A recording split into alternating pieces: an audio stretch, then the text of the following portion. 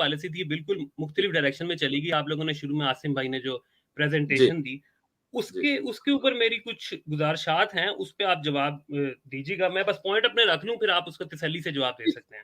ठीक है। अच्छा, आपने एक बात की, आपने शुरू में उस हवाले से एक बात की थी कि कुछ खास वर्ड्स थे जो कि सिरियाक में और अरबिक में कॉमन हैं, तो वो वर्ड्स यूज नहीं हुए, तो इसलिए प्लेजरिज्म नहीं हो सकता। तो इस पे मेरा जवाब ये है कि ये बुनियादी आर्गुमेंट नहीं है हमारा स्टोइक भाई, ये तो एक वैसे जी ही जी, साइड लेकिन का। आपने एक हाँ, जी जी ठीक है, एक लेकिन पॉइंट है, एक पॉइंट है। ठीक है, लेकिन उस पे मैं अपना पॉइंट रख देता हूँ ना, एक जी जवाब, फिर आप उसका जवाब दे सकते हैं, कोई मसला नहीं है। जी मेरा पॉइंट ये है कि प्लेजरिज्म का सिर्फ मतलब ये नहीं होता कि वर्ड टू वर्ड डायरेक्ट बिल्कुल वर्बैटम ठीक कॉपी की है, आप जाए। सही कह रहे हैं। कंटेंट की कॉपी भी प्लेजरिज्म के अंदर काउंट होती है हर एकेडमिक अंडरस्टैंडिंग में। ठीक तो है। ये तो मेरे पहली बात होगी। दूसरी बात मैंने ये करनी थी कि आसिम भाई ने जो डेट दी 630 की, वो जो टेक्स्ट है वर्जन की, ये बात ठीक है, मैंने भी इसमें देखा है, लेकिन उसमें 630 जो है ना, वो लेटेस्ट डेट है। इसके अंदर मुख्तलिफ जो स्कॉलर्स हैं, उन्होंने जो जब इस पे रिसर्च किया, तो इसके अंदर 630 लेटेस्ट डेट है, और उसके अंदर उसी हवाले से अर्लियर डेट्स भी हैं जो कि 6th सेंचुरी को बिलोंग करते हैं, यानी कि 500 समथिंग में। एक मेरा ये पॉइंट था।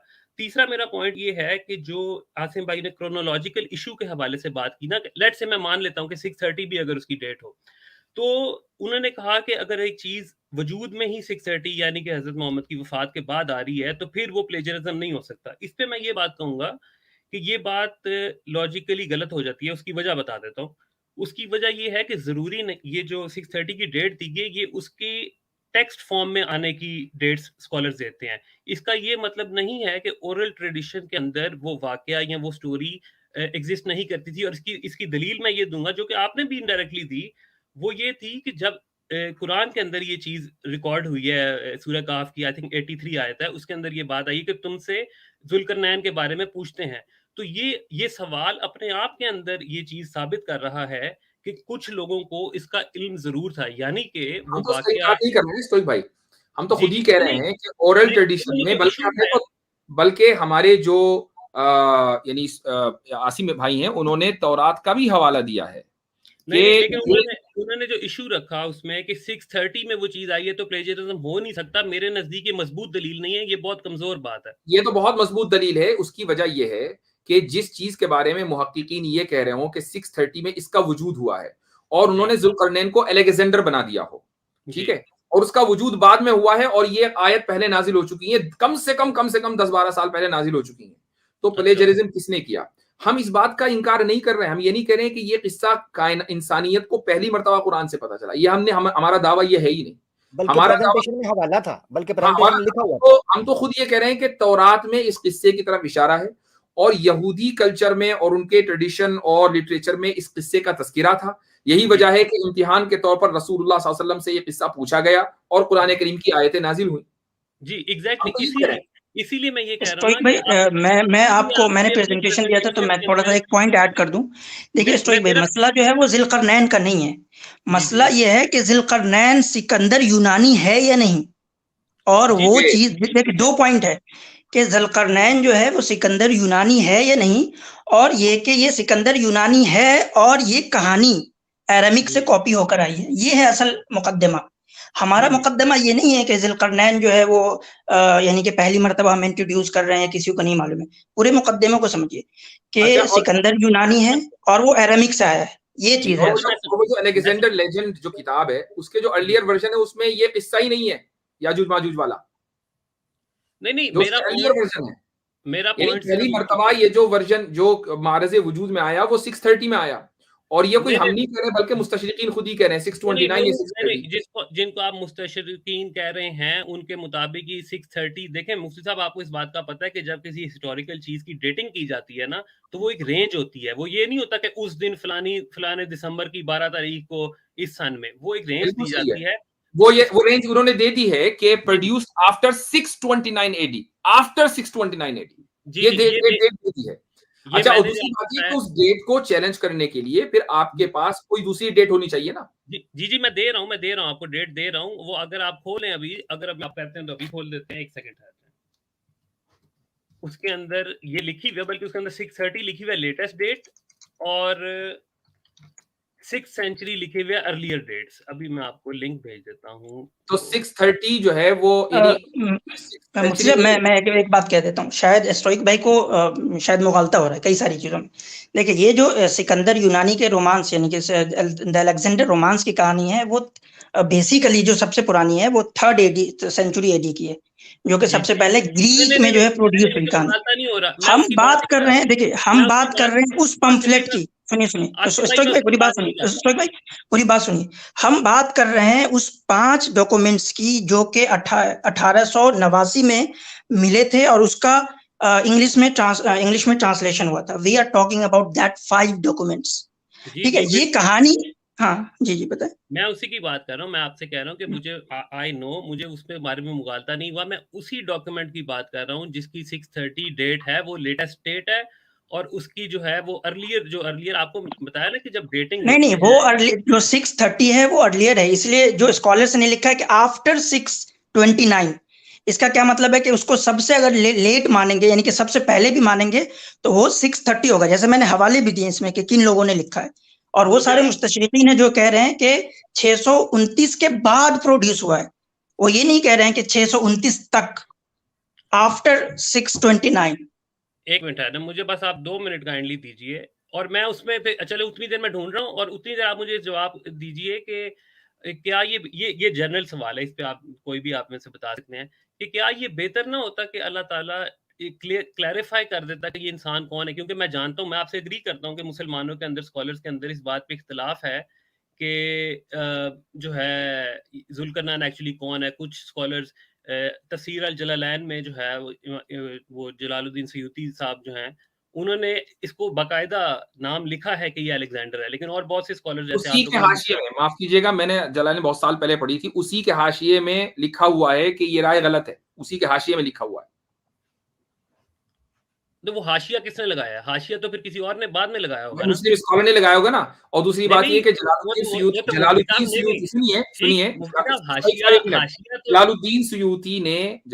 सयूती ने एक वाकया और लिखा हुआ है जो मौजू रिवायत है। जलालुद्दीन सयूती की जो जलालैन है, तफसीर जलालैन, तो मोस्ट ऑथेंटिक इंटरप्रेट वो तफसीर नहीं है कुरान करीम की। और हम तो खुद ही मान रहे हैं कि कुछ मुफस्सिरीन ये मुगालता लगाकर बैठ गए कि शायद ये अलेक्जेंडर है, लेकिन ये ऑथेंटिक ओपिनियन नहीं है। द मोस्ट ऑथेंटिक ओपिनियन उनकी है, जो इब्न अब्बास के हवाले से मैं पहले निकल कर चुका हूं। इब्न अब्बास और जलालुद्दीन सयूती में फर्क तो मानेंगे ना आप, या नहीं मानेंगे? नहीं मैं मानूंगा। मैं सिर्फ ये कह रहा हूँ कि ये मुगालता तो आखिरकार एग्जिस्ट करता है इस्लामिक स्कॉलर्स में, क्या नहीं करता? इससे तो आप अग्री करेंगे? हाँ, एक रेयर ओपिनियन हो सकती है, लेकिन असल जो बात है वो ये है कि ये हिमियर के थे, इब्न अब्बास रज़ियल्लाहु अन्हु की राय और काबे अखबार की राय यही है।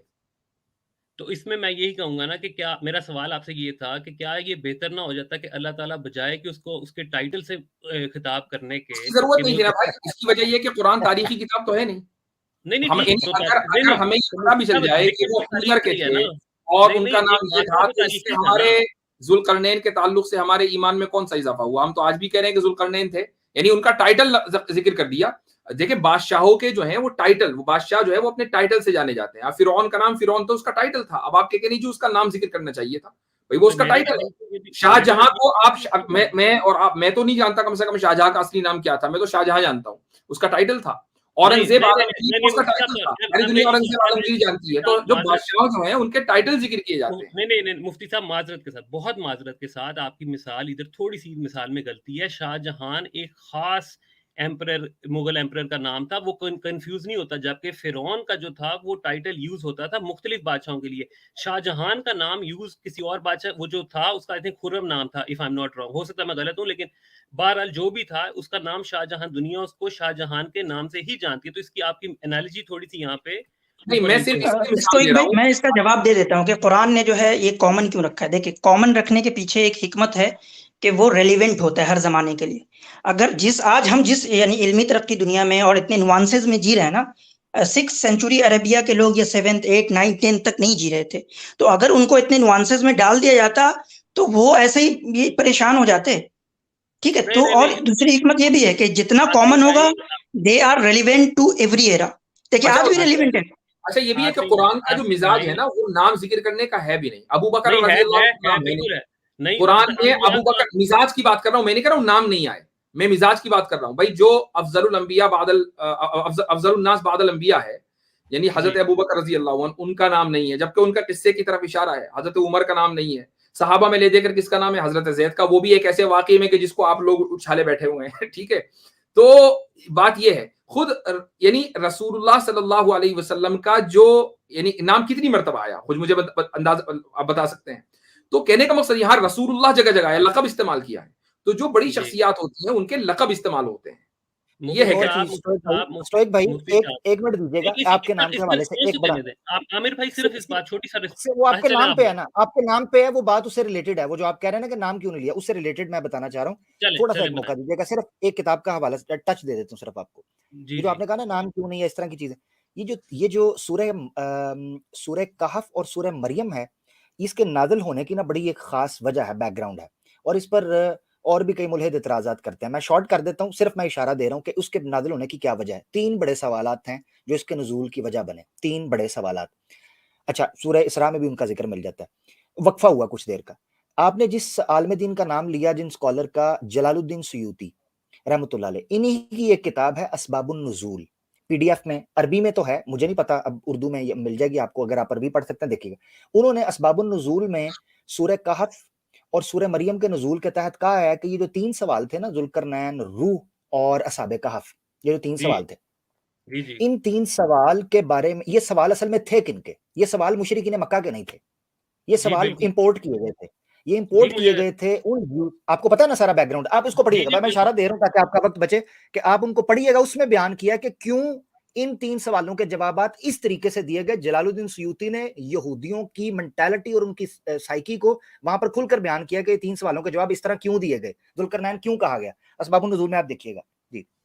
नहीं तो आप मुझे बता दें, मुझे इस वाक़े का तो पता है, लेकिन ये क्यों कहा गया ये मुझे नहीं पता, ये बता दें काइंडली। हाँ चले अगर आप कह रहे हैं, क्योंकि आपने कहा कि अगर आप कह रहे हैं मैं आपको बता देता हूँ, इशारा दे देता हूँ उसके लिए। मुझे वो सवालों वाली बात का तो पता है, लेकिन ये मुझे क्यों कहा गया इसका नहीं पता। ये काइंडली बता कि ऐसा क्यों किया गया, ये बताने लगा हूं कि ऐसा क्यों उनको बयान दिया गया जुल्करनैन करके या साबे काफ को, इस तरीके से जिस तरह गिनती के हवाले से बात की गई है, यानी इस तरह की पेचीदा डिटेल क्यों दी गई, जिस तरह आप कह रहे हैं कि बड़ा आसान हो जाता। मैं जलालुद्दीन सुयूती कहते हैं कि यहूद जो थे, चूंकि वो जब तिजारत के लिए मक्का, थोड़ा सा डिटेल तलब है, मुझे मौका दीजिएगा, तिजारत के लिए वो मक्का आया करते थे, तो जो अरब के पैगन्स थे उनके साथ उनके तिजारती और माशरती ताल्लुकात थे, टाइज थी, वो डिटेल। उनको जब पता चला कि एक नबी यहां पर क्लेम कर रहे हैं, वो यूं के यसरब का खजूर के दरख्तों का करके अपने दिन में वो वहां पर आए हुए थे, और कि उनको पता था कि इस नस्ल से एक नबी आएगा, तो उनकी अरब के साथ इस हवाले से बड़ी झड़पें भी, बड़ी बहस मुबासा भी, मनाजरे भी होते थे। तो उन्होंने कहा कि अरबों ने बताया कि भाई तुम कहते थे कि वो आएगा, तो ये तो हमारे पास नबी एक आए हुए हैं, ये बात कर रहे हैं। तो यहूद ने कहा कि तुम ना उनसे ये सवालात पूछो। अब ये सवालात जब उन्होंने कहा कि ये सवाल के वो जवाब नहीं दे सकेगा, या वो तुम्हें इस पर मुतमिन नहीं कर सकेगा, या वो इनके बारे में कोई ऐसी बात नहीं कर सकेगा जिसके बारे में तुम्हें इल्म ना हो, यानी कोई ऐसी बात, यानी यहूद के उलमा ये समझते थे कि इस बारे में नॉलेज सिर्फ और सिर्फ उनके पास है या उनके नबी के पास होगा। ये जलालुद्दीन सुयूती ने वहां जिक्र किया। तो वो कहते हैं कि नबी पाक सल्लल्लाहु अलैहि वसल्लम ने फिर इन 3 सवालों के जवाबात इस तरीके से दिए कि उनकी खबर भी दी जाए और यहूद को इन सवालों के जवाबात न भी दिए जाएं, इस एतबार से कि उनको उनके जो इल्म का गुरूर था कि वो एक नबी, वक्त के नबी को चैलेंज कर रहे थे, उस गुरूर को तोड़ा जाए। और यही वजह है कि यहूद जब इस सवाल के बाद उन्होंने कोई आर्ग्यू नहीं किया इसके बाद, क्योंकि उनको पता था कि जो बात की जा रही है वो बात अपनी सदाकत में सच है, मगर वो इस कदर इस मिकदार में बयान की गई है कि उसके ऊपर हतमी फैसला भी नहीं सुनाया, जैसे जुल्करनैन का आपने कहा, को हतमी फैसला भी नहीं सुनाया जा सकता कि ये सच है या झूठ है, ठीक है, मगर वो बात उनके नजदीक सच थी। तो ये जलालुद्दीन सुयूती ने वहां इन 3 सवालों की तरफ ये इशारा दिया है कि इसके मुखातिब दर हकीकत यहूद थे, जिस वजह से मेरे ख्याल से जुल्करनैन का भी उसमें जिक्र मिल जाएगा आपको। नहीं, लेकिन आपने मेरे सवाल का जवाब नहीं दिया ना, ये मैं आपकी बात समझ गया हूँ, लेकिन सवाल तो ये था कि क्या अगर उसका नाम आ जाता तो ये जो इतनी बहस है, तो यही मैं बयान कर रहा हूँ, मैं यही बयान कर रहा हूँ स्टोएक भाई के जो मुखातिबीन थे, जिनका सवाल था असल में, उनको उनकी जो इल्मी, मिसाल के तौर पर आप आते हैं और आप मुझे चैलेंज करने के लिए या मेरे इल्म को जांचने के लिए या मेरी सदाकत को जांचने के लिए मुझसे कोई सवाल पूछते हैं, और मैं जानता हूं, मुझे अल्लाह की तरफ से इस चीज का पता है, या मेरी सेंस, सिक्स सेंस, आपको समझाने के लिए मेरी सिक्स सेंस, मेरे गट फीलिंग मुझे कह रही है यार ये बंदा सीखने के लिए नहीं आया, ये बंदा पंगा करने आया। तो मैं क्या करूंगा, मैं सवाल का जवाब इस तरह दूंगा कि सवाल का जवाब भी हो, मगर सामने वाले को ऐसा कोई ग्राउंड ना मिले जिस ग्राउंड के ऊपर वो खड़ा होकर कह सके अच्छा जी यार तो सानू भी पता सी, या इतनी मालूमात तो हमारे पास भी थी, या इसका जवाब तो ये भी बन सकता था। इस तरह का एक जवाब उन लोगों को दिया गया। ये मैं उनकी साइकी के हवाले से कह रहा हूं, और इसका जिक्र जलालुद्दीन सयूती जिनका आप तफसीर जलालने वाला दे रहे हैं, उन्हीं की किताब मैं ऐड करना चाहूंगा आमिर अख साहब और स्टोइक भाई आपके लिए भी। मुफ्ती साहब मुझे रिस्पांस मैं एक मिनट मैं उसी पर ऐड कर रहा हूं आप ही से मुताल्लिक कि यहूदियों ने आप सल्लल्लाहु अलैहि वसल्लम से ये सवाल नहीं करवाया था कि जुल्करनैन का नाम क्या था, वो ये सवाल था कि जुल्करनैन का किस्सा क्या था, तो जुल्करनैन का किस्सा बयान कर दिया गया। ठीक है, अब आप नहीं उस किस्से की जितनी भी डिटेल्स थी वो सारी आनी चाहिए थी, तो फिर कुरान तो हिस्टोरिकल किताब हो गया ना, कुरान तो तारीखी किताब है ही नहीं। नहीं, मैं आपसे यहाँ तक अग्री करता हूँ कि ये सवाल नहीं था कि उसका नाम क्या है, मैं अग्री कर रहा हूँ, मुझे कोई मसला नहीं। मेरा पॉइंट सिर्फ ये है तो वही मैं कह रहा हूँ कि सवाल के मुताबिक जवाब आएगा, और जब सवाल के मुताबिक जवाब आए ना तो उसी को बलागत कहा जाता है, क्योंकि कुरान कलाम बलीग है, वो बलागत के पैरामीटर्स को सामने रखेगा, ये वजह है। नहीं, ये फिर बहुत लंबी डिबेट हो जाएगी। अल्लाह अलीमा, अल्लाह को पता था कि बाद के मुसलमानों ने इस बात पे झगड़ना है कि वो अलेक्जेंडर है या वो साइरस है, और इस पे मुस्तशरीकीन ने इस तरह के सवाल करने हैं। तो ये मेरे नजदीक लॉजिकल है कि अल्लाह ताला उसका नाम बता देता और ये किस्सा खत्म कर देता है ताकि इस पे इबहाम खत्म हो जाए। अल्लाह ताला को तो ये भी पता था कि भाई बहुत से लोग काफिर होंगे, बहुत से लोग मुसलमान होंगे, सबको मुसलमान बना देता, ये तो वही बात हुई ना। नहीं, मैं तो सिर्फ वही बात हुई ना। हाँ, तो फिर अल्लाह को अगर आप इस शोएब भाई अगर जुल्करनैन का मसला ईमानियात और कुफरियात का होता, यानी जुल्करनैन के ना पता चलने से अगर किसी के ईमान का मसला हो रहा होता, तो फिर आप ये एतराज करते अच्छे लगते। समझे फुरूआत हो गया ना वो सेरेंटिनियो का हो गया ना, उसका वो बेचारा मुर्तद हो गया, मुसलमान था, सेरेंटिनियो हुज्जत रखता है आपके लिए, उससे किसी के ईमान को क्या फर्क पड़ा है? नहीं, आपने असूल कायम किया ना, आपने एक सवाल पूछा, मैंने उसका जवाब दिया, अब आप कह रहे हैं कि वो मैटर ही नहीं करता। एनीवे, वो एक हम दूसरी बहस में चले जाएंगे। मैं सिर्फ अपनी बात उठा रहे हैं, उसको पूरी उम्मत के साथ जोड़ रहे हैं। नहीं, ठीक है, मैं मान लेता हूं इस चीज को, लेकिन कुरान करीम का जो उसूल बलागत है, कुरान उस उसूल से नहीं हटेगा। जो सवाल किया जाएगा कुरान उसका जवाब देगा। आप ये कहेंगे नहीं, कुरान क्योंकि अल्लाह अल अलीम है, उसको पहले से पता है, तो भैया अल्लाह को तो पता है कि स्टोइक साहब जो है वो मुर्तद हो जाएंगे, तो ये ज्यादा बेहतर था कि स्टोइक साहब पैदा ना होते। आप तो ये कहना चाहिए फिर स्टोइक साहब आप जो कह रहे हैं ना कि वो बात के जुल्करनैन की वजह से, एक जुमला ले लें, जुल्करनैन की कहानी की वजह से कोई मुर्तद हो गया, बस एक पॉइंट ले लें। तो देखें बहुत सारे लोग जो है वो इस वजह से मुर्तद हो जाते हैं कि इस्लाम सिर्फ अपने आप को हक क्यों कहता है और सबको बातिल क्यों कहता है। तो मुर्तद होने और इस्लाम छोड़ने के लिए बस आपको कुछ भी एक्सक्यूज चाहिए, आप किसी चीज को बहाना बना सकते हैं, ठीक है। अब कुछ लोग इस्लाम इसीलिए छोड़ रहे हैं, कुछ लोग इस्लाम सिर्फ इसीलिए छोड़ रहे हैं कि इस्लाम जो है वो इतना क्लियर कट क्यों तौहीद की दावत देता है, इसलिए इस्लाम छोड़ रहे हैं। छोड़ दे भाई आप। अच्छा देखें, ये तो बात आपको उन लोगों के साथ करनी चाहिए जो कि इस तरह की बात करें। मेरे पे आप किसी और दूसरे की मिसाल तो आप नहीं लगा सकते ना। मैंने तो इस सवाल के जवाब में आपके उसूल को सामने रखा जा रहा है, आपके उसूल को कि भाई अल्लाह अल अलीम था तो वो पहले से इसको एड्रेस कर लेता। तो अल्लाह ताला अल अलीम है और वो अल हकीम भी है और वो इम्तिहान लेने वाला भी है, ये सारी चीजें है ना। आप उसकी एक सिफत को क्यों देख रहे हैं? नहीं तो अगर सिर्फ अल्लाह ताला की एक ही सिफत हो कि वो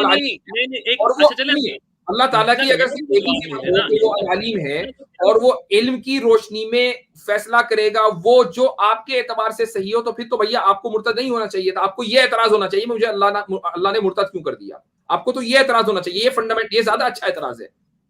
अब आप मेरा भी रिस्पॉन्स भी तो ले लेना। अब आप लोग 3-3 4-4 पॉइंट्स भी ज़हन से निकल जाते हैं। मैं इस बात की सिर्फ इतनी बात कहूंगा कि अगर नाम आज ये इस बात से सिर्फ लोग कोई मुर्तद नहीं हो रहे, आपके अपने स्कॉलर्स में इस बात पे इख्तिलाफ है। मेरी पूरी बात सुन लीजिए काइंडली। वो ये है कि अगर नाम आ जाता तो आपके अपने इख्तिलाफ भी इससे कम होने थे। ये एक चीज बेहतरी की तरफ जानी थी, इसमें कोई मुशरिक या मुर्तद होने से लोगों से रुकना या नहीं रुकना वाला पॉइंट नहीं है। कुरान की बलागत के ऊपर फर्क आ जाता, बलागत का इससे अगर एक नाम आ जाता तो अगर हमान का नाम आ सकता है, फिरौन जो सेक्रेटरी बिल्कुल जिसकी कोई हैसियत ही नहीं थी, क्योंकि उसके बाद सुनिए उसके बारे में उसका नाम जिक्र करना जरूरी था। अच्छा जाहिर है कि ये नहीं कहा जाएगा कि उसने अपने एक सेक्रेटरी से, चूंकि हामान नंबर 2 था। फिरौन की सल्तनत में 3 लोग थे, पहली पोजीशन पे फिरौन, दूसरे पे हामान, तीसरे पे कारून। तीनों का जो टॉप 3 पोजीशन थी उनको जिक्र कर दिया गया। सही। अब आप ये अच्छा कुरान बलागत का जो मैंने उसूल बयान किया वो ये कि सवाल जैसा किया जाएगा जवाब वैसा दिया जाएगा। क्योंकि हामान कारून वगैरह के बारे में सवाल नहीं किया गया तो जवाब अल्लाह ताला ने जो भी आयतें नाजिल की, जो भी है वो नाजिल कर दिया। जुल्करनैन के बारे में यहूदियों की तरफ से सवाल आया, किस्सा क्या था, तो किस्सा बयान किया, एडिशनल इंफॉर्मेशन नहीं दी, इसी को तो बलागत कहते हैं। अच्छा चले, बलागत तो फिर उधर कहाँ गई कि जी वो रू अमरे रब्बी है। ये मुफ्ती साहब भी बड़े लंबी फिर चली जाएगी। मैं सिर्फ एक आखिरी चीज दिखाना चाहता हूँ। रूह अमरी रब्बी नहीं है, ये तो आपके वर्ल्ड व्यू के मुताबिक है ना। अमरे रब्बी का क्या मतलब है? रू, उन्होंने सवाल कुछ किया था, उन्होंने जवाब अमरे रब्बी दे दिया। एनीवे, क्या सवाल किया था उन्होंने, क्या सवाल किया था, रू के बारे में सवाल किया क्या था किया ना। था, क्या रू किया क्या था? है? रू क्या ये है? कहाँ लिखा है कि रूह क्या है, ये कहाँ लिखा है कुरान में? रूह के बारे में सवाल किया था ना। अब उसकी रूह के बारे एग्जैक्ट में किया था ना, रूह क्या है, रूह की हकीकत क्या है, ये कहाँ सवाल है कुरान में? नहीं, कुरान में तो सवाल नकल ही नहीं ना हुए। सवाल तो नकल दूसरी तो आपको ये कैसे पता चला कि नहीं उन्होंने ये सवाल किया था कि रूह की हकीकत बयान करो, ये कैसे मैं पता तो ये चला? कह रहा हूँ कि रूह के मुतालिक कुछ भी सवाल किया होता तो रूह अमरे रब्बी रूह है, के ये मुतालिक भी जो सवाल किया, रूह के मुतालिक जवाब। भी जो सवाल किया उसका वही जवाब मिला कि ये खुदा के हुक्म से है, बोली रूह मिन अमरी रब्बी। और ये भी जवाब दे दिया गया, चूंकि यहूदियों को भी रूह की मुकम्मल हकीकत आज तक नहीं पता, तो ये भी बता दिया गया कि उमाउती तुम मिनल इल्मी इल्ला कलीला, कि तुम्हें इंसानों को थोड़ा ही इल्म दिया गया रूह के बारे में। रूह अगर अल्लाह के और वो हुक्म थोड़ा से, इल्म, और उसकी वजह भी बता दी गई, चूंकि रूह जो है वो ऑब्जर्वेबल नहीं है, आप अपने 5 सेंसेस से रूह को नहीं समझ सकते, अच्छा तो इसलिए कहा गया जवाब देने और यहूदियों ने उसको एक्सेप्ट किया। ये भी अच्छा, सुन मुझे लीजिए। नहीं, ये मैं नहीं मानता इस बात को, क्योंकि अगर यहूदियों ने एक्सेप्ट किया होता तो वो मुसलमान हो जाते। अच्छा, अब अरे वो तो रसूलुल्लाह इसको सल्लल्लाहु अलैहि वसल्लम को कुरान के बयानिए के मुताबिक इस तरह पहचानते थे जैसे अपनी औलाद को पहचानते थे, क्या मुसलमान हो गए? नहीं, तो ये तो कुरान कह रहा है ना, इसका कोई हमें उनकी तो साइड ये से मीठा ये भी कुरान ही कह रहा है, ये भी कुरान ही कह रहा है। ये भी क्या तो कुरान ही चीज? कह रहा ना। तो मैं तो दलील नहीं बना रहा। नहीं नहीं नहीं नहीं नहीं नहीं नहीं, यार एक हद हो मिनट गई में, है। एक मिनट, एक मिनट, नहीं नहीं नहीं, ये नहीं इतना वो आसान एक, नहीं है। नहीं नहीं, एक मिनट ना, वाह इतना भी वाह आसान भाई नहीं है। शेख साहब, कमाल है, ये तो डबल स्टैंडर्ड से यार ट्रिपल नहीं नहीं स्टैंडर्ड। नहीं नहीं नहीं नहीं, मुफ्ती साहब नहीं, मैंने कौन सी कुरान की बात को दलील बनाई है? एक मिनट ठहरे, एक मिनट ठहरे, आमिर भाई आपने कहा कुरान से आप इस्तेदलाल कर रहे हैं, ना और ना जब ना आप ना ना कुरान से जवाब दे रहे हैं कि नहीं मैं कुरान दलील लेंगे। वाह भाई, not at all, not at all, not at all. Quran से इस्तेदलाल आप लोगों का है। मैं कुरान की बात की आपने ये कहा कि नहीं कुरान ने रूह का सवाल का जवाब नहीं दिया, मैं कह रहा हूं जवाब दिया, जो सवाल किया वो जवाब दिया, और यहूदियों ने उसके बाद कोई सवाल नहीं किया। अगर सवाल किया होता तो उसका भी जवाब, वो भी कुरान में नकल होता। अच्छा, अगर अल्लाह को, सुनिए अगर ये सवाल इतना नाकिस था तो कुरान में इस सवाल को नकल करने की जरूरत ही क्या थी? कौन पूछ लेता कुरान से, आज सवाल कर लेता कि भाई वो जो यहूदियों ने सवाल किया था वो क्यों नहीं आया। मैं बताता हूँ, एक मिनट है, आप मुझे जवाब का काइंडली मौका देंगे? यहाँ भी एक दो और सवाल करने तो कर ले पहले, इकट्ठे ताकि मैं जवाब दे दूं। जी जी, आपने कहा कि कुरान के अंदर जवाब आया कि रूह अल्लाह के हुक्म से है। अब आपके वर्ल्ड व्यू के मुताबिक मैं इसका जवाब दूंगा। आपके वर्ल्ड व्यू के मुताबिक हर चीज अल्लाह के हुक्म से है, अल्लाह के हुक्म से बाहर कोई भी चीज नहीं है। तो कुरान के जवाब ने कोई और आगे इंफॉर्मेशन या आगे क्या है, आगे क्या है, उसके आगे भी तो पढ़ लो भाई। ये जिस आयत में ये लिखा है, और तुम्हें हाँ, कम इल्म दिया, आगे क्या है, हाँ, आगे क्या है? तुम्हें बहुत कम इल्म दिया गया है, इंसान को बहुत कम इल्म दिया गया, उसी की बात कर रहे अच्छा हैं या किसी और अच्छा अच्छा, मेरा जिस्म जो है, मेरा जिस्म और नहीं नहीं, आपका एक मिनट जिस्म, पहले सुनिए मेरा मुफ्ती जिस्म साहब और मेरे आपका जवाब जिस्म मेरे कंप्लीट वर्ल्ड तो व्यू होने के दो भाई। एतबार से अल्लाह के हुक्म से है कि नहीं? मेरा मेरे जवाब वर्ल्ड पहले व्यू के एतबार से। कंप्लीट तो नहीं, काउंटर आप मुझे जिरा नहीं, बाद में काउंटर करें आर्गुमेंट पहले। अभी करूंगा, मैं इसी पर कर लूंगा, रुक जाइए। आपके और मेरा जो जिस्म है और दुनिया में जितने भी लोग हैं उनका जो जिस्म है, वो मेरे वर्ल्ड व्यू के एतबार से, इस्लामिक वर्ल्ड व्यू के एतबार से अल्लाह के हुक्म से है कि नहीं? जी बिल्कुल है। है। आपके वर्ल्ड व्यू, तो आपके वर्ल्ड व्यू क्या हमें अपने जिस्म के बारे में ये कहा गया कि नहीं तुम्हें तुम्हारे जिस्म के बारे में बहुत कम इल्म दिया गया, तुम नहीं जान सकते? नहीं कहा गया।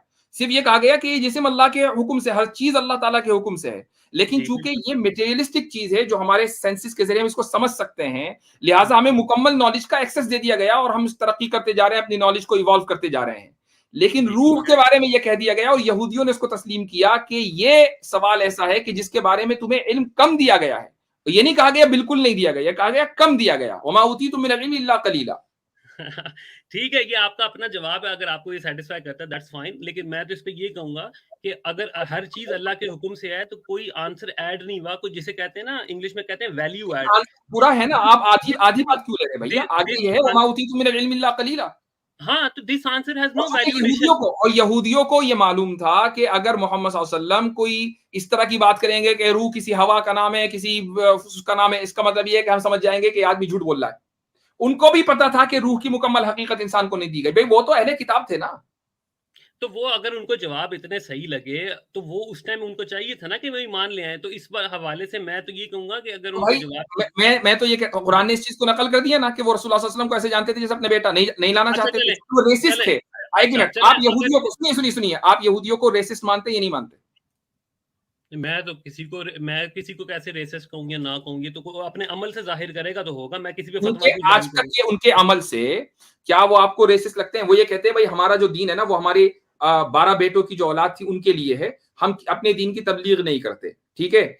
और वो ये कहते हैं कि हम अल्लाह ताला के महबूब बंदे हैं, कोई दूसरा हम जैसा नहीं हो सकता, ठीक है। खानदानी बुनियाद पर, दीनी बुनियाद पर नहीं कहते, खानदानी बुनियाद पर ये कहते हैं। क्या ये रेसिज्म नहीं है? रेसिस्ट वो होता है जो अपने आप को बरतर समझे किसी दूसरी कौम के ऊपर। अपने आप को वो बरतर समझते हैं भाई, और खानदानी बुनियाद पर समझते हैं। अगर मुसलमान भी समझते हैं तो वो भी रेसिस्ट होंगे, इसमें क्या? हाँ होंगे, अगर खानदानी बुनियाद पर समझेंगे तो रेसिस्ट होंगे। मैं ये कह रहा हूँ खानदानी बुनियाद पर अल्लाह ताला ने यहूदियों को कहा कि मैंने तुम्हें दूसरी कौमें पे फजीलत दी। ये फजीलत तो ये कह रहा हूँ कि वो ये समझते हैं कि हम खानदानी बुनियाद पर, हम 12 बेटों की औलाद हैं, याकूब के 12 बेटों की औलाद है, लिहाजा हम ही बेहतर हैं, सुपीरियर हैं। इसका जवाब मुझे मालूम है आप नहीं देंगे। आपको समझ में आ गया कि आगे बात होने क्या वाली है। क्योंकि यहूदियों की शरीयत में रेसिज्म है, वो अपने आप को खानदानी तौर पर सुपीरियर समझते हैं। लिहाजा जब उनको ये पता चल गया कि मोहम्मद सल्लल्लाहु अलैहि वसल्लम हमारे खानदान में से नहीं आए, तो बावजूद है कि वो पहचान रहे थे, इसलिए ईमान नहीं लेकर आए। रेसिस्ट थे भाई।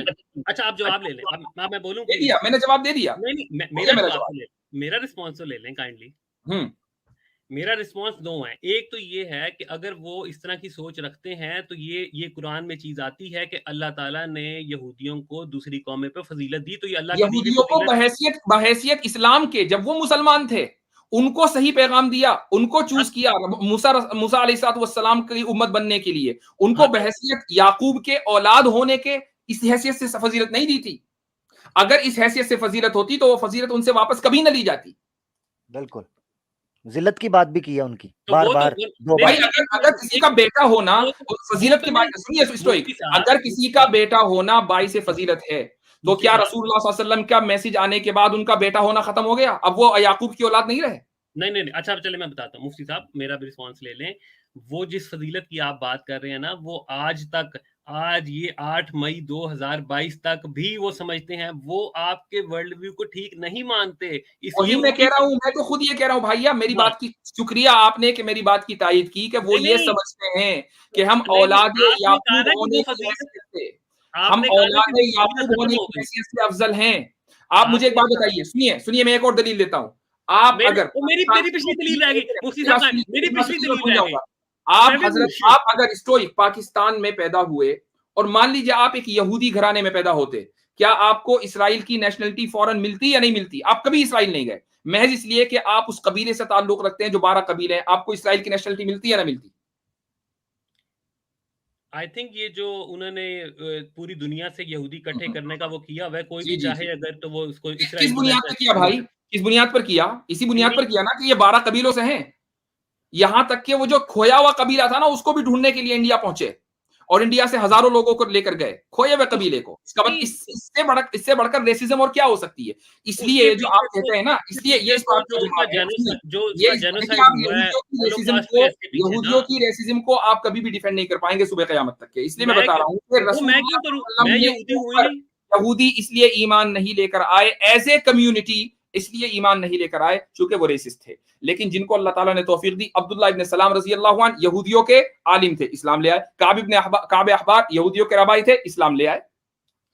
अच्छा, ये आपका दावा है, ठीक है, तो दावे की दलील भी आपके पास सिर्फ अपना वर्ल्ड व्यू की चीजें हैं, आपके पास कोई एक्सटर्नल सोर्सेज नहीं है, ये बात तो हो गई। अच्छा, दूसरा मैं आपको जवाब देना, मेरी भाई आप हमारे जो इंटरनल सोर्सेज हैं, जब आप उनके ऊपर एतराज उठाएंगे तो हम वहीं से तो जवाब देंगे। हाँ, अगर आपको एक्सटर्नल सोर्सेज चाहिए तो फिर बात इस पर नहीं होनी चाहिए कि जुल्करनैन क्या और ये आयत क्यों आई है, फिर इस पर बात होनी चाहिए कि कुरान अल्लाह का कलाम है या नहीं, फिर इस पर बात करते हैं। अब हम एक्सटर्नल सोर्स से साबित करेंगे, बल्कि इंटरनल सोर्स एक्सटर्नल सोर्स दोनों से साबित करेंगे। ठीक है, फिर बहस दूसरी है, फिर बहस दूसरी है।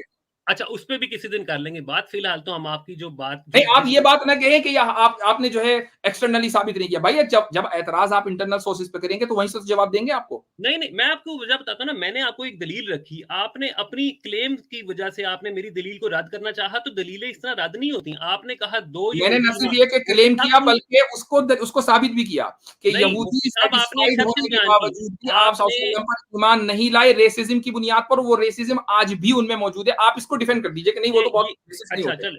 अच्छा चलें, ये आपका दावा है। दो आपने एक्सेप्शन को बुनियाद बना, अच्छा मेरी बात तो सुनिए। ये मेरा दावा नहीं है, मैं दलील से साबित कर चुका हूं। यहाँ तक कि सिटीजनशिप का जो कानून है इसराइल का, उससे भी साबित कर दिया मैंने। उसके पीछे जो है ना वो पॉलिटिकल रीजंस हैं, हॉलोकॉस्ट है उसके पीछे, यहूदियों पे पूरी यूरोप के अंदर बड़ा जुल्म हुआ है, क्रिश्चियंस ने बहुत यहूदी मारे हैं थ्रू आउट द हिस्ट्री। इसकी वजह से उन्होंने एक अपना वो तो अमेरिका यूरोप में बहुत आसानी के साथ रह रहे हैं। उनको इसराइल में जाकर अगर मान लीजिए जो वहां पर इसराइल के या फलस्तीन के जो मुसलमान वहां पर कर रहे हैं, अगर आपके एतबार से वो गलत है, तो वो यूरोप में ज्यादा महफूज है, अमेरिका में ज्यादा महफूज है या इसराइल में ज्यादा महफूज है? तो मैं आपको बता देता हूं, उसकी वजह ये है कि उनके भी दीन के अंदर प्रॉमिस्ड लैंड की एक चीज है, तो इसमें कोई बड़ी बात नहीं है। प्रॉमिस किसको किया गया? औलाद याकूब को किया गया ना। जी, अल्लाह ने किया ना, औलाद होने की बुनियाद पर किया ना जी। तो बस इसी को तो रेसिज्म कहते हैं भाई। इसलिए उन्होंने आप सल्लल्लाहु अलैहि वसल्लम का मैसेज कबूल नहीं किया, चूंकि रेसिस्ट थे और आज भी हैं। यही तो मेरा पॉइंट है। मैंने इस बात का जवाब पहले दे दिया था। ये फिर बार एक ही बात पे फायदा कोई नहीं बात करने का। मैंने इसका जवाब दे दिया था कि वो फजीलत अल्लाह की दी हुई थी। अच्छा, मैं दूसरी बात नहीं, आपने ये गलत कहा। वो फजीलत औलाद याकूब होने की नहीं थी, बल्कि औलाद याकूब को दीन मिलने की फजीलत थी। यही वजह है कि वो फजीलत उनसे छीन ली गई, चूंकि उन्होंने रसूल सल्लल्लाहु अलैहि वसल्लम के पास जब वो दीन आया तो उसका इनकार कर दिया। वरना औलाद याकूब तो वो तब भी थे। अगर ये बुनियाद होती तो आज भी अफजल होते। आज तो नहीं है। आज तो वो जलील है कुरान के वर्ल्ड व्यू के एतबार से। ये अच्छा चलो मुझे ये बताएं कि फिर कुरान बार मेरी दूसरी दलील भूल जाएगी, मुझे ठहरे, इस पे मैं बाद में आता हूँ। मैं आपको बता दूं, दूसरी मेरी दलील ये थी, आपने कहा यहूदी ईमान इसलिए नहीं लाया अपने रेसिज्म की वजह से। फिर आपने एक्सेप्शन को दलील बनाया, दो बंदे जो ले आए आपने उसको दलील बना के कहा कि जिनमें नहीं था वो ले आए, बाकी सारे आपने एक ही वो कैटेगरी में डाल दिए। मेरा दूसरा सवाल इस पे ये था कि चले वो तो नहीं लेके आए फॉर व्हाटएवर रीजन, चले आपकी बात मान लेते हैं। तो जो मुशरिकीन मक्का जिनसे ये सवाल करवाया गया था, जो गए थे मदीने और सवाल पूछ के आए थे कि आप जो हैं अहले किताब हैं, आप हमें कोई ऐसी चीज बताएं कि हजरत मोहम्मद की जो नबूवत है उसको टेस्ट कैसे किया जाए। तो मजे की बात यह है कि जिन लोगों से ये सवाल करवाया गया, सूरह काफ की जो तीनों वाकयात हैं उनके बारे में या तीनों क्वेश्चंस हैं, वो लोग भी ईमान नहीं लेके आए। ये इसका जवाब क्या बन आया आपके वर्ड में? आपको कैसे पता कि वो कोई उनमें से ईमान नहीं लेकर आया? आप बता दें भाई। फतेह मक्का तक सारे के सारे चंद मुशरिकीन को छोड़ करके तकरीबन अक्सरियत मुसलमान हो चुकी थी। अच्छा, तो फतेह मक्का पे तो कैसे लोग ईमान मैं ये नहीं कह रहा हूं फतेह मक्का पर, फतेह मक्का तक। अच्छा, एक बात बताइए, खालिद बिन वलीद ओहद में मुसलमान नहीं थे, मुसलमान हो गए उसके बाद, ठीक है। ओहद तक के खालिद बिन वलीद मुसलमान नहीं थे।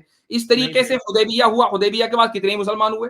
तो आपको कैसे पता कि इस किस्से से या इन जवाबात से मुतासिर होकर मुसलमान नहीं हो रहे थे, वैसे ही हो रहे थे बस फालतू में? जी, मैं उसकी अकली दलील दूंगा। अगर ये जवाबात गलत होते ना, सुनिए मेरी बात सुन लीजिए, इसका जवाब दीजिएगा। अगर वसल्लम के बयान करना ये जवाबात गलत होते ना, तो एक भी मुशरिक मुसलमान नहीं होना चाहिए था, एक भी नहीं होना चाहिए था।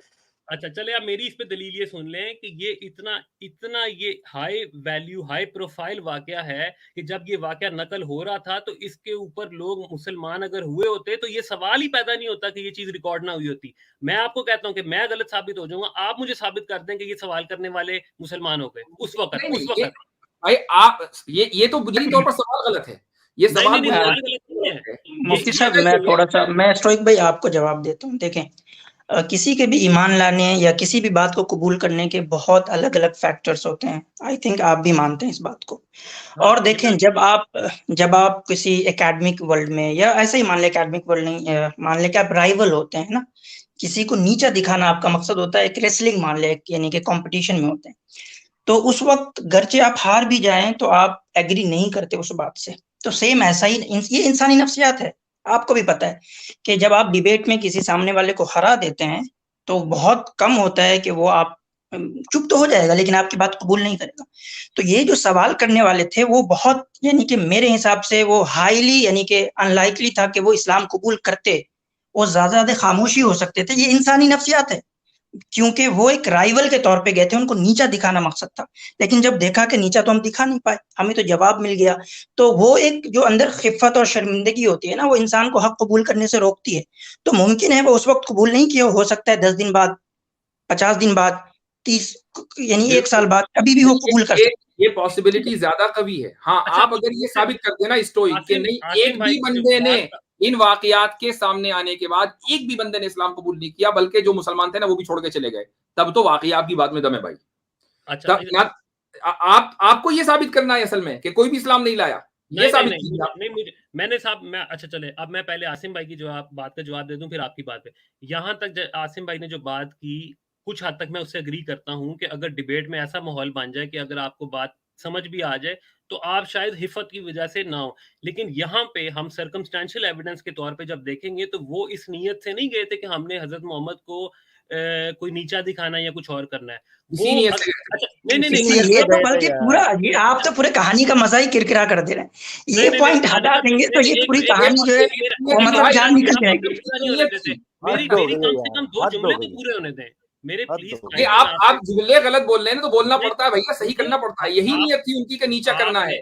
आप मेरे जुमलों की बेशक धजियां उखेड़ दें लेकिन मुझे 2 जुमले मुकम्मल करने दें, उसके बाद आप जो मर्जी करें। मुझे देखें आप मुकम्मल होने के बाद धजियां उड़ाने का मजा नहीं ना आएगा। नहीं ऐसे नहीं होता। मैं मुफ्ती साहब से माशाल्लाह तकरीबन 3-4 महीने से रेगुलर बातचीत करता हूँ, ऐसी बात नहीं। मुफ्ती साहब मेरे मुंह से वाकिफ। क्यों मुफ्ती साहब, मैंने कभी आज तक कोई नहीं प्लीज आप बड़े प्यारे भाई हैं, प्यारे भाई। अच्छा चले मेरा इसमें जवाब ये है कि जहां तक आसिम भाई ने ये बात की ना कि वो खिफत वाली, इस बात से मैं एग्री कर सकता हूँ, लेकिन वो जो वाकया जो मैंने पढ़ा है उसके अंदर वो बाकायदा पूछने गए कि हम कैसे टेस्ट करें कि ये सच्चे हैं या सच्चे नहीं हैं।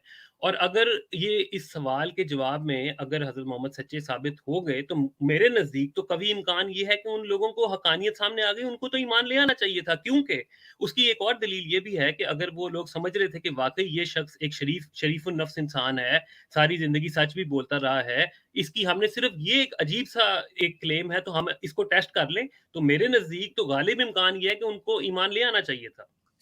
आपने ये बुनियादी तौर पर जो पूरा नैरेटिव है ना, ये अपने जहन में गढ़ा और उसके बाद हमारे सामने पेश कर दिया। देखिए, जो मुशरिकीन थे ना, उनको समझने के लिए कि आप सल्लल्लाहु अलैहि वसल्लम सच बोल रहे हैं या सच नहीं बोल रहे हैं, यहूदियों से जाकर पूछने की जरूरत नहीं थी। आप सल्लल्लाहु अलैहि वसल्लम तो उनके दरमियान पले बढ़े थे। आप सल्लल्लाहु अलैहि वसल्लम सच बोल रहे हैं यानी ये चीज उनको मुशरिकीन को अच्छी तरीके से पता थी। बात यह थी कि कुरान करीम में जो आयतें नाजिल हो रही थी तौहीद के ताल्लुक से और उसमें जो अंबिया के किस्से आ रहे थे, तो मुशरिकीन के लिए ये चीज बिल्कुल नहीं थी कि यार ये नई बातें कहां से आ रही हैं। ये बात तो अहले किताब किया करते थे, उन्हीं से पूछकर आते हैं कि इस आदमी का इलाज क्या करना है। अब वो पूछने के लिए गए कि भैया इलाज बताओ क्या है, वो सवाल लेकर आए तो जवाब मिल गया। तो आप सल्लल्लाहु अलैहि वसल्लम को दरअसल वो आजिज करने के लिए सवाल किए गए थे, टेस्ट करने के लिए सवाल नहीं किए गए थे कि सच बोल रहे। सच बोलना तो उनको पहले से ही पता था। और ना ही मान लाने। और मुफ्ती साहब मैं एक बात और कर दूं, देखिए स्टोइक भाई मक्के के मिजाज को सामने रखें। मक्के का जो मिजाज है ना वो इल्मी नहीं है। मक्के का जो मिजाज है वो इल्मी नहीं है, वो ऑर्गेनिक है। साहब ये अगेन आपका उनकी नियतों पर क्लेम है, आपको फिर इसकी दलील देनी पड़ेगी कि वो उनको बुरी नियत थी उनकी। वो दलील दे चुका कि अगर वो आप सल्लल्लाहु अलैहि वसल्लम की सच्चाई को जांचने गए थे तो उनको बाहर वाले से मालूम नहीं करना था कि आप सल्लल्लाहु अलैहि वसल्लम सच्चे हैं, यानी बल्कि अंदरूनी शहादत मौजूद थी, बाहर जाने की जरूरत नहीं है। नहीं, मैं उसकी वजह बताता हूँ। उसकी वजह ये थी कि आपने खुद अभी बोला, अभी अपने अल्फाज में आपने खुद बोला है कि उनके पास अहले किताब या इस तरह का कोई नॉलेज उनके सिलसिले में इस तरह की कोई बात नहीं थी। तो उन्होंने ये मुनासिब समझा कि क्योंकि यहूदियों की लाइन के अंदर ये प्रॉफिटहुड का सिलसिला बाकायदा है, तो वो ज्यादा हमें बेहतर बता सकते हैं कि कौन सा नबी, उसकी हक्कानियत के क्या चीज हो सकती है जिसपे हम ये फैसला कर सके। तो मेरे नजदीक उनके बिल्कुल क्यास उनका ठीक था कि वो उन लोगों से मशवरा करें जो ज्यादा उनसे इल्म वाले हैं। ये तो हमें कुरान भी, इस्लाम भी ये बताता है कि अगर आप किसी जगह फंस जाए तो जो आपसे ज्यादा इल्म वाले लोग हों उनसे बात करें। ये तो वो लोग हैं कि जिनकी नियतों में सच्चाई हो। एक और वाकये मैं आपको बता देता हूं। आप सल्लल्लाहु अलैहि वसल्लम ने मेराज के वाकये से वापस आने के बाद जब ये कहा कि मैं मेराज पर गया था, तो मुशरिकीन ने क्या तस्लीम कर लिया था? नहीं किया था ना। तो मुशरिकीन ने जो शाम का सफर करते थे, फिलिस्तीन का सफर करते थे, पूछा कि जरा बताओ जरा वहां का नक्शा। तो हदीस में है ये बात, कुरान में नहीं है। हदीस में ये बात है कि ऐसा लगा कि मैं बैतुल मक़दिस को सामने देख रहा हूं। जो वो सवाल करते जाते थे मैं जवाब देते जाता था। क्या इस कॉन्वर्सेशन के बाद सारे मक्का के लोग मुसलमान हो गए? नहीं हुए। क्यों? इसलिए नहीं हुए क्योंकि उनका मकसद आप सल्लल्लाहु अलैहि वसल्लम को आजिज करना था। उनकी नियतों में खोट था, खुलूस नहीं था। यही तो बात है। जिनकी नियतों में खुलूस था, जो ईमानदार थे, वो मुसलमान होते रहे। कोई 5 दिन बाद हो गया, कोई 10 दिन बाद हो गया। जिनकी नियतों में खोट था वो नहीं हुए। उनके सामने चाहे कोई भी दलील रख दें आप। अच्छा स्टोइक भाई ये एक बात आपको बताना चाहता हूँ, थोड़ा सा समझने के लिए, मैं जी, माजरत जी। चाहता हूँ, आपको रोक रहा जी, हूँ, समझने के नहीं, लिए। नहीं, जी, प्लीज़। अच्छा, जब ये किसी चीज को कबूल करना या किसी चीज को रद्द करने में ना इंसान की अपनी नफ्सियात, जिस तरह आसिम भाई भी कह रहे थे, मैं थोड़ा सा आपके सामने एक दो नक्शों से समझाना चाहता हूँ, वो बड़ा जरूरी होता है। तो किसी चीज की सही होने के लिए अवाम में उसका मकबूल होना, ये जो आप एक पूरा फॉर्मूला सामने रख रहे हैं ना, कि चूंकि वो उनके जवाब से मुतमिन नहीं हुए, चूंकि उन्होंने जवाब माना ना, चूंकि इन्होंने माना ना, लिहाजा इसका मतलब यह है कि वो जवाब मुतमिन करने वाला नहीं था, और लिहाजा वो ईमान ना लेके आए, लिहाजा आप सच्चे नहीं थे। ये जो फार्मूला है ना, इसको इस तरीके समझें कि यार अगर आपने टिपिकल इस्लामिक वर्ल्ड व्यू आप कह रहे हैं इस्लामिक टेक्स्ट के सामने रखते हुए, अभी हम भूल जाते हैं कि मौजज़ात हो सकते हैं या नहीं हो सकते, ये एक अपना लंबा चैप्टर है, मगर 1 मिनट के लिए आप देखें कि एक बंदा कहता है अपने हाथ में कंकर पकड़ के कि ये अगर बोल देते हैं, कलमा पढ़ देते हैं, तो मैं भी कलमा पढ़ दूंगा, अबू जहल जो है, ठीक है। तो आपके हाथ में पड़े हुए कंकर जो हैं नबी पाक सल्लल्लाहु अलैहि वसल्लम के, वो कलमा पढ़ देते हैं, ठीक है, ये आपके मौजज़ात आपके शुमाइल में से है। वो बंदा आगे से कह देता है तुम जादूगर हो। अब इसका मतलब, अब आप अंदाजा करें कि कुछ सवालों के जवाबात मिलना ज्यादा इत्मीनान देता है, या आपका किया हुआ मुतालबा पूरा करने के जवाब में आप ईमान ले आओ या किसी को सच्चा मान लो।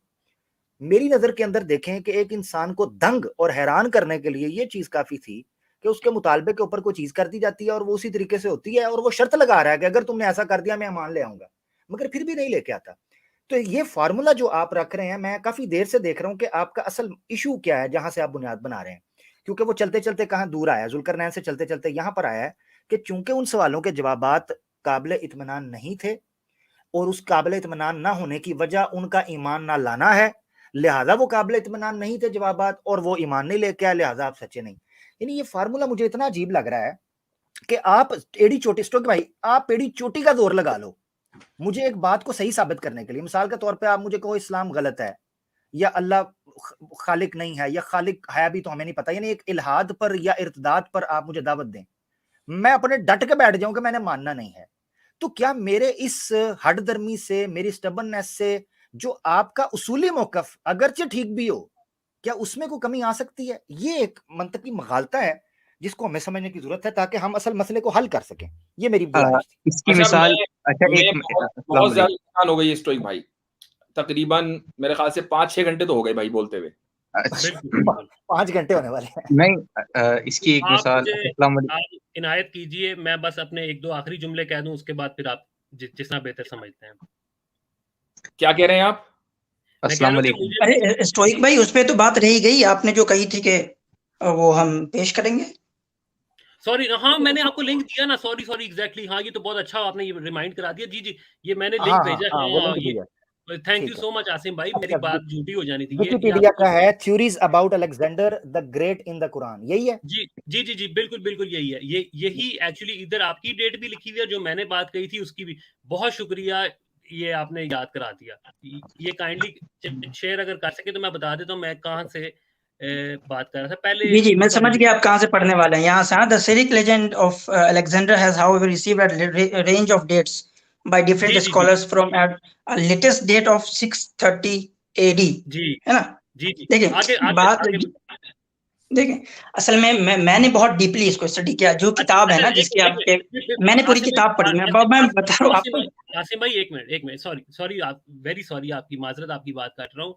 पहले तस्दीक कर दें, क्योंकि आप लोगों ने स्क्रीन नहीं दिखाई, पहले तस्दीक कर दें कि जो मैंने बात की थी वही उस जगह लिखी हुई है। सिर्फ तस्दीक कर दें, बाकी आप अपना तज्जिया देते हैं उस पर। जी मैं बता रहा हूँ, आपने जो बात की लिखी हुई है, लेकिन वही मुगालता है उसमें। मैं वही समझा रहा हूँ कि देखें उसमें जो बात हो रही है ना, वो 5 डॉक्यूमेंट्स की नहीं हो रही जो हमें मिली, वो हो रही है बेसिकली कहानी की, कि ये कहानी एग्जिस्ट करती थी कि नहीं करती थी, अलेक्जेंडर रोमांस की कहानी। तो हम तो कह ही रहे हैं भाई, कि मैंने पहले ही कहा कि ये सबसे पहले यूनान के अंदर 300 एडी में जो है ये कहानी वजूद में आई। उसके बाद ये हिब्रू सिविलाइजेशन में गई, सिरिक में गई, पर्शियन में गई, इवन कुछ लोगों ने कहा अरबिक में भी गई है। तो हमें इससे प्रॉब्लम नहीं है। और देखिए मैं बताता हूँ आपको, जो थियोडोर नोडेल्की है ना, मैं बता रहा हूँ, सुनिए ना, जो जर्मन ओरिएंटलिस्ट है जिसने सबसे पहले ये थ्योरी प्रपोज किया है, उसने भी अपने इसमें लिखा है कि ये कहानी अगर आई भी होगी तो वो ओरल ट्रेडिशन के थ्रू आई होगी, ना कि रिटन ट्रेडिशन के थ्रू। ठीक, क्या कह रहे हैं?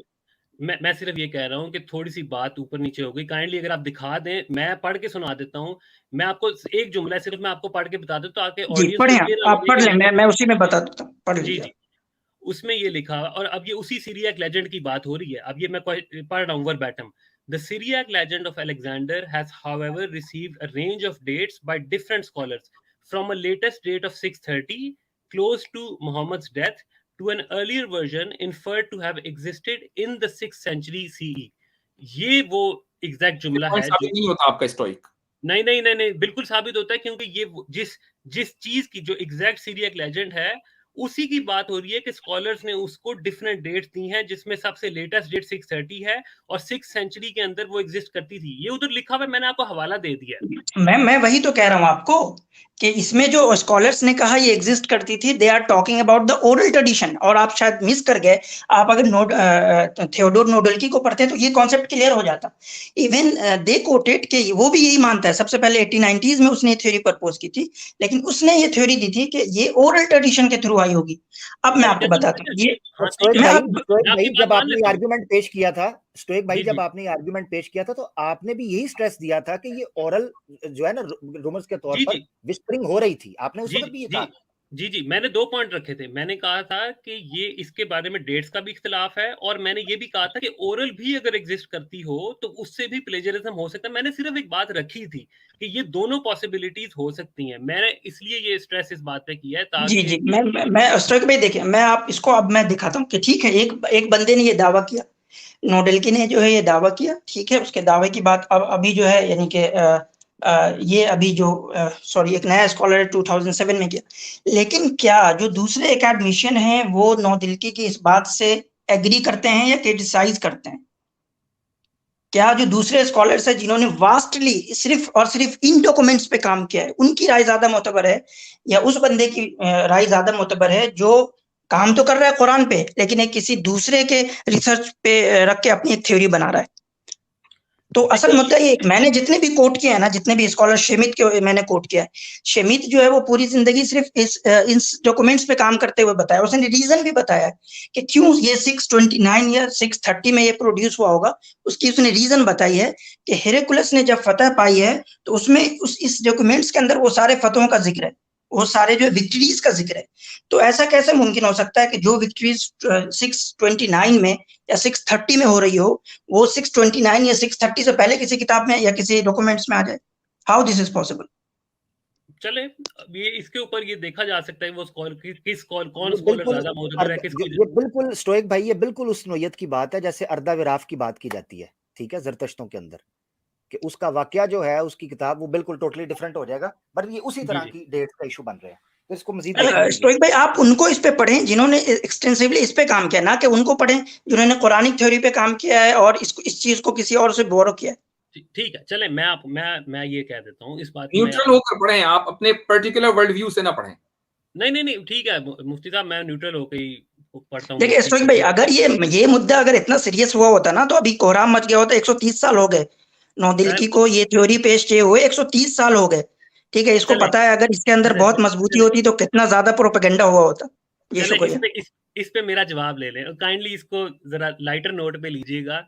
इसको मैं कोई किसी पे ताना नहीं कस रहा, लेकिन कोहराम तो अगर अल्लाह मियाँ खुद भी आके, मुसलमानों का ईमान माशाल्लाह इतना स्ट्रांग है और अच्छी बात है, होना भी चाहिए, अल्लाह मियाँ खुद भी आके इनकार कर देना तो मुसलमानों ने फिर भी नहीं हटना इस्लाम से। लेकिन खैर मैंने सिर्फ on a side note, lighter note. देखिए स्टोइक भाई, मैं यहाँ आवाम के तई बात नहीं कर रहा हूँ। आई वाज नॉट एक्सपेक्टिंग कि आप आवाम की बात करें।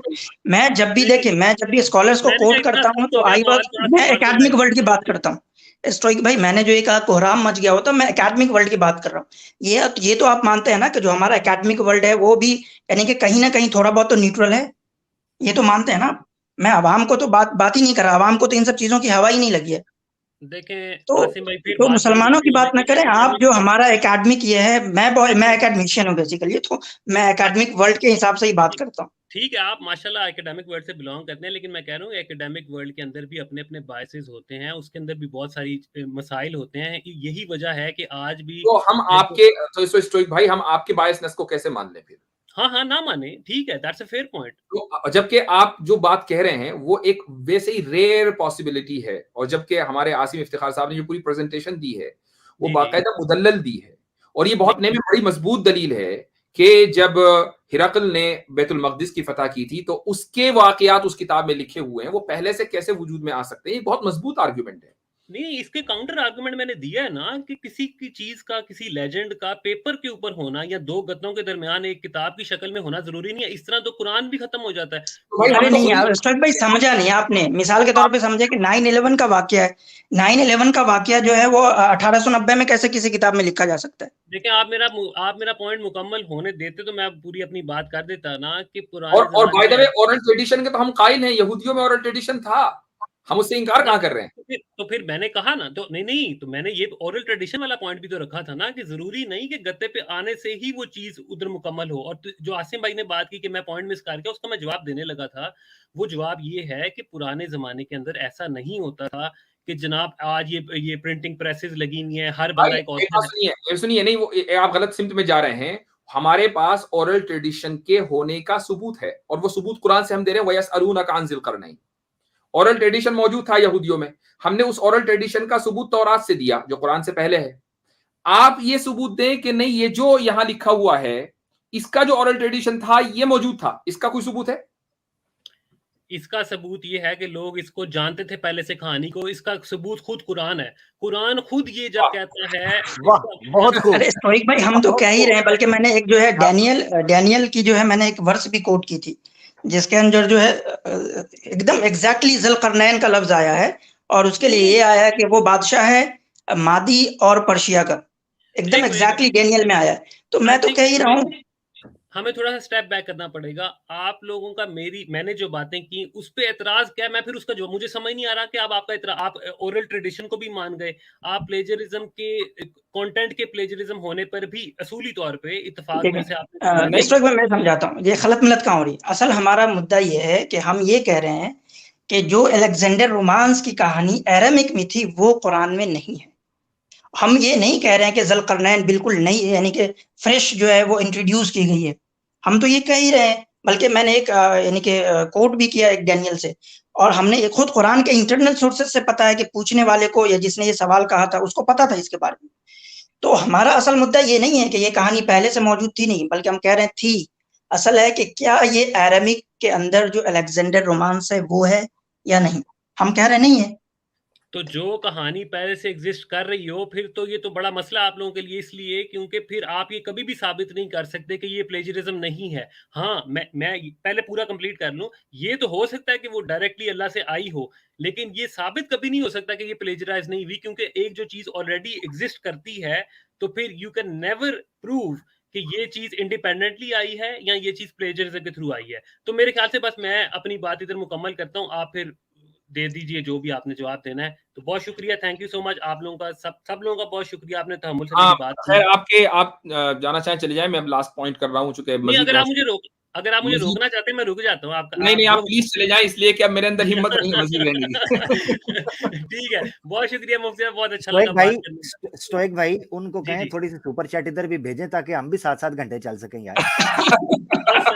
और सर मियां साहब तुसी सुपर चैट खोला तो सही, ਤੁਹਾਡੀ ਤੇ ਲਾਈਨਾਂ ਲੱਗ ਜਾਣੀਆਂ ਨੇ। अरे जिंदाबाद जिंदाबाद, जी खोले तो love you brother, love you. माशाल्लाह, ये इस काम में अगर आप चाहते हैं तो लाइनें लग जाएंगी, मुझे यकीन है। नहीं sir, just on a lighter note, जैसे आपने अल्लाह मियां को बुलाया था मैंने सुपर चैट को बुला लिया, दैट्स इट। देखिए अच्छा चलो इसका भी जवाब ले ले। मेरा तो ना तो कोई चैनल है ना मैं कोई सुपर चैट में कोई हिस्सेदार हूं, तो अच्छा मजाक को मजाक रहने दिया कर, इतने सीरियस क्यों हो गया प्यारे दोस्त, इतने मजे की बात है, बड़ा मजा आया। ਤੁਸੀਂ ਸਿੱਧਾ ਉੱਤੋਂ ਹੀ ਆ ਗਏ ਹੋ तो ਹੁਣ ਅਸੀਂ सीरियस भी ना होइए। चले बहुत शुक्रिया, thank you okay thank you.